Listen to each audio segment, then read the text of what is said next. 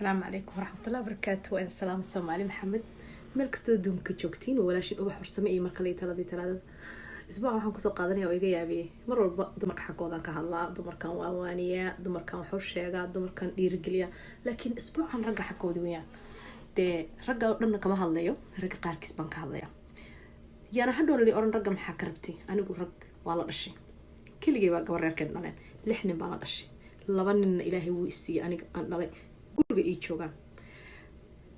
ninna waa dhalo waa baxay waa noolyahay alxamdulillah I love him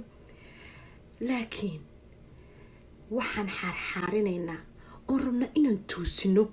dulduleeladiina markaan u jeedno waxaan rabnaa inaad isagaajisaan marka yaan la iga xanaaqin marka walaalayaalo ragga Soomaaliyeed qaarkiin kulligiin ma qaarkiin sababta maxay tahay xaasaskiina ya sababta maxay tahay xaasaskiina idin qalbigooda u dhisi karin idin ugu hagaagsanaan karin sababta maxay tahay gabadhan markaad soo shukaansanaysid jaakad dheer oo bir ah oo adiga gashtay oo sidii la ogaa ahaa oo xabiibi baby honey ku hayay labada markay ku dhashayna naayaha maxay ahayd tii magac kale ayaa yeelatayba magacyadii fiicnaa iyo xabiibi iyo babydi goda lagu soo riday labada markay dhashay waxay noqotay tii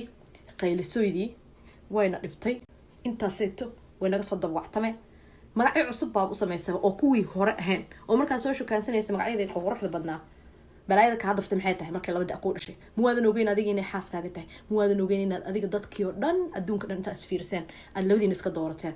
muwaadan ogeyn hal wax wanaagsan markaad xaaskaaga u samayso inay 10 wanaagsan ku sameynayso muwaadan ogeyn in dhar ilaahay isaga keen dhigay oo markaad iyada qalbiga u dhistid ilaahay uu asagana qalbiga ku dhisayo oo adigana qalbiga u hagaagsanaanayo muwaadan ogeyn in diinta islaamku ay leedahay ninka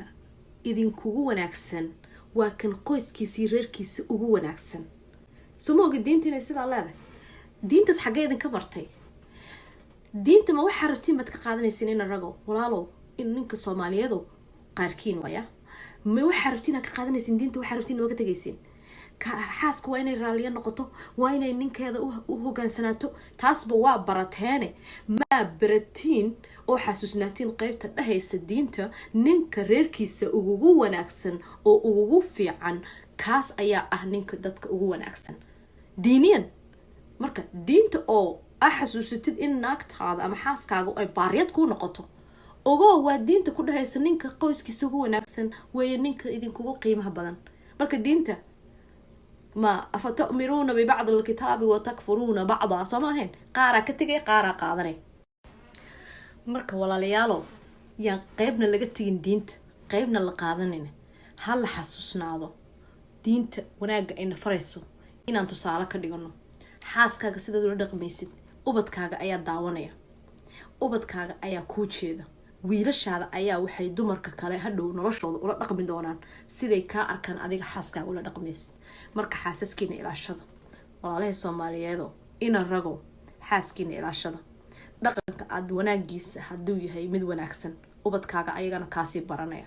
xaaskaaga ayaa ku baraaraysa reerkiina ayaa ku deganaanaya haddaad dhaqan xun ku dhaqantidna wiilkaaguna saasoo kale wuxuu ula dhaqmi doonaa mustaqbalka gabadha uu heli doono marka maanta kaliya eegnina ee meel fog eega reerkiina ilaashada xaaskiina ilaashada gabadhiina hagaajista magacyada fiicnaa oo marka soo shukaansanaysa aad ugu yeeri jirtay soo celiya magacyo wanaagsan u baxsada